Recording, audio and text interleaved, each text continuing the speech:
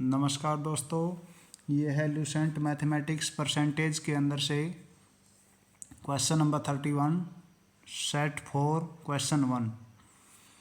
यदि ए की आय बी की आय से 30% अधिक हो तो बी की आय ए की आय से कितने प्रतिशत कम है।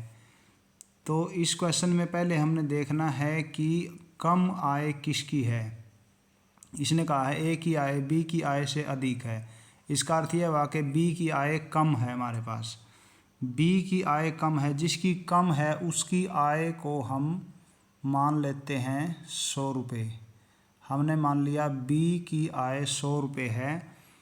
तो इसके बाद बी की आय से 30% अधिक, बी जो 100 है 100 का 30% निकालते हैं तो हमारे पास कितना आता है 30।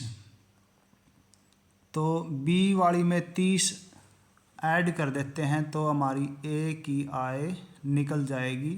ए की आय कितनी होगी, 100 में 30 जोड़ लो तो ये हो गया 130। तो इन दोनों में क्या अंतर है, इन दोनों में 30 रुपये का अंतर है। तो हमने ये बताना है कि जो ये ए की आय है, बी की आय ए की आय से कितने प्रतिशत कम है। तो हम लिखेंगे जो 30 का डिफरेंस है उसको ए वाली से डिवाइड करते हैं।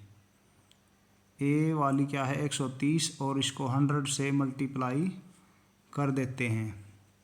मतलब ये पूछा कि ए की आय से कितने प्रतिशत कम है। तो इसको हम ये दोनों जीरो आपस में कैंसिल कर लेते हैं और 3 और 100 दोनों की मल्टीप्लाई आ गई 300 और नीचे क्या है 13।